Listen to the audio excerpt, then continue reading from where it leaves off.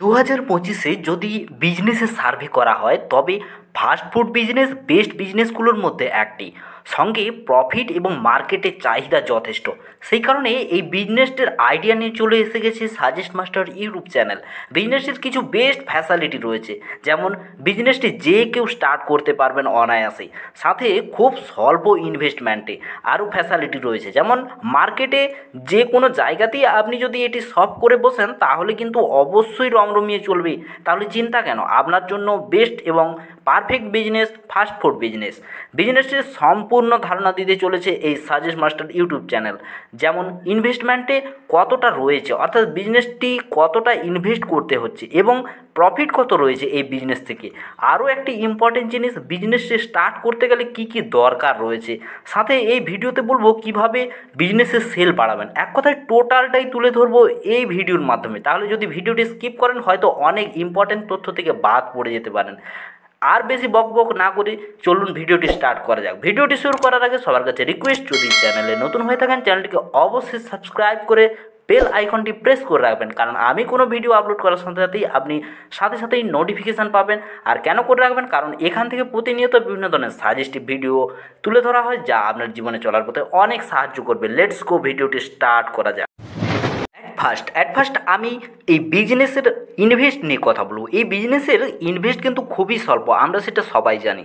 যেমন এই বিজনেসের জন্য কুকিং সেট লাগবে, যেখানে হয়তো 5 থেকে 6 হাজার টাকা বড় জোর খরচা রয়েছে। এর সাথে ফুড তৈরির জন্য বিভিন্ন উপাদানগুলো আপনাকে কিনে নিতে হবে, যেমন ওয়েল, বাটার থেকে শুরু করে অন্যান্য উপাদানগুলো। এগুলোতে আপনি আরও 6 হাজার টাকা ধরে নিতে পারেন। এর সাথে অবশ্যই আপনাকে কিন্তু একটি শপ ম্যানেজ করে নিতে হবে। যদি আপনি এই শপটির রেন্ট নেন তাতেও খুব বেশি যে রেন্ট খরচ পড়বে তা নয়। এর সাথে অবশ্যই একটি সব ট্রেড লাইসেন্স বানিয়ে নিতে হবে। যদি এই ট্রেড লাইসেন্সের ব্যাপারে কোনো অসুবিধা থাকে আপনার অবশ্যই কমেন্ট করতে পারেন, আমরা আপনার পাশে রয়েছি, অবশ্যই সাহায্য করব। এই টোটাল ইনভেস্টমেন্ট যদি আপনি ধরেন তাহলে 20,000 টাকা মতো আপনার ইনভেস্ট রয়েছে।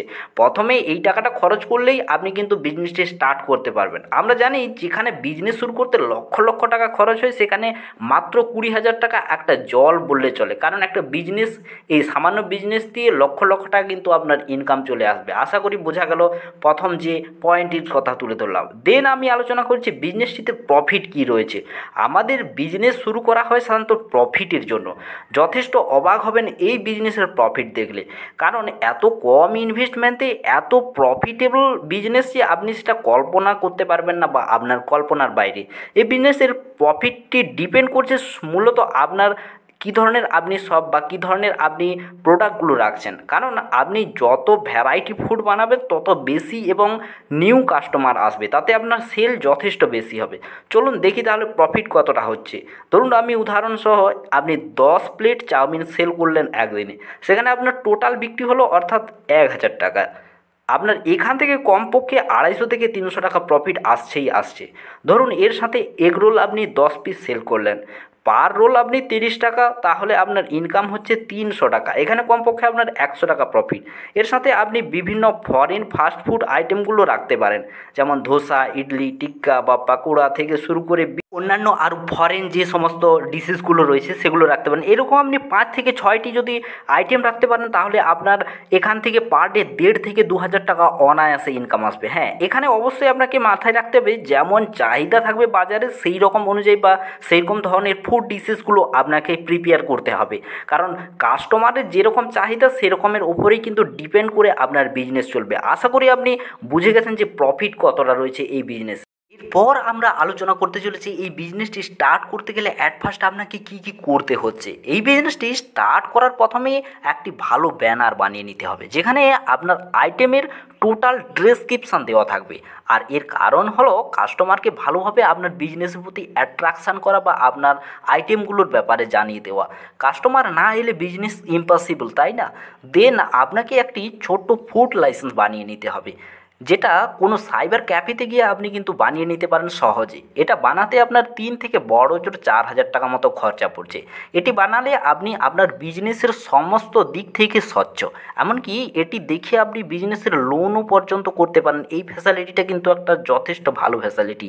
এরপর আপনাকে দোকানের ডেকোরেশন বা ডেকোরেশনের উপাদানগুলো কিন্তু যথেষ্ট ভালোভাবে প্রিপেয়ার করতে হবে বা ডেকোরেশনটা ভালোভাবে করে নিতে হবে, কারণ একটা দোকানকে ভালোভাবে ডেকোরেশন করলে তাতে কিন্তু অবশ্যই কাস্টমার আসে। হ্যাঁ, এর সাথে আপনাকে কিন্তু অবশ্যই দোকানটিকে পরিষ্কার পরিচ্ছন্ন এবং স্বচ্ছতা বজায় রাখতে হবে, কারণ প্রত্যেকটা মানুষের কিন্তু অবশ্যই স্বচ্ছতা পছন্দ। আশা করি আপনি বুঝে গেছেন যে এই বিজনেসটি স্টার্ট করতে গেলে অ্যাট ফার্স্ট আপনাকে কী কী প্রয়োজন হচ্ছে। দেন আমরা আলোচনা করতে চলেছি আমাদের কাস্টমার বাড়ানো বা সেল বাড়ানোর কী কী ট্রিপস রয়েছে। অনেকেই রয়েছেন যারা বিজনেস তো স্টার্ট করেছেন, তারপরেও কিন্তু সেল হচ্ছে না। এর জন্য আমি কিছু টিপস দিতে চলেছি। দেখুন, বিজনেস করতে টাকার চেয়ে বেশি বুদ্ধির প্রয়োজন হয়, তাই না? তাই চলুন বুদ্ধি খাটাই। এর জন্য প্রথমে সবটিকে ডেকোরেশন করে নিতে হবে, কারণ সব ছোট হোক বা বড় হোক তার স্বচ্ছতা বজায় রাখা অবশ্যই প্রয়োজন। কাস্টমার আনার এটাই হলো প্রথম একটি ট্রিপস বলতে পারেন।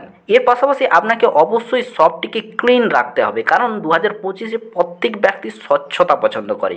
আপনি জানেন যে অলরেডি অন্যান্য শপ রয়েছে আপনার মার্কেটে। এরপরেও আপনাকে সেল বাড়ানোর জন্য কিছু বেটার করতে হবে, তা আইটেম কোয়ালিটির দিক থেকে হোক বা প্রাইজের দিক থেকে। আপনাকে দেখতে হবে আপনি কতটা ইউনিক করতে পারছেন। আপনার মূল উদ্দেশ্য হবে কিভাবে কাস্টমার আসবেন সেদিকে নজর দেওয়া। যদি আপনার শপটি কোনো ছোট বা বড় সিটি এর পাশে হয়ে থাকে তাহলে কিন্তু আপনার সেলের কোনো ভয় নেই। এর সাথে কাস্টমার ফ্যাসিলিটি দেওয়ার জন্য আপনি কিন্তু ডেলিভারির সুব্যবস্থা করতে পারেন, তাতে আপনার সেল যথেষ্ট বৃদ্ধি পাবে। আশা করি আপনি টোটাল বিজনেস আইডিয়াটি বুঝে গেছেন যে কীভাবে বিজনেস স্টার্ট থেকে শুরু করে সেল বাড়াতে হয়। যদি ভিডিওটি ভালো লাগে অবশ্যই একটি লাইক করবেন আর কমেন্ট করে জানাতে ভুলবেন না। আর যদি ভিডিওটি ভালো লাগে বা আপনার যদি কোনো ফ্রেন্ডস থাকে অবশ্যই তার কাছে শেয়ার করবেন। আপনার একটি শেয়ার বা একটি লাইক বা একটি কমেন্ট আমাকে আরও নিউ ভিডিও নিয়ে আসতে সাহায্য করবে।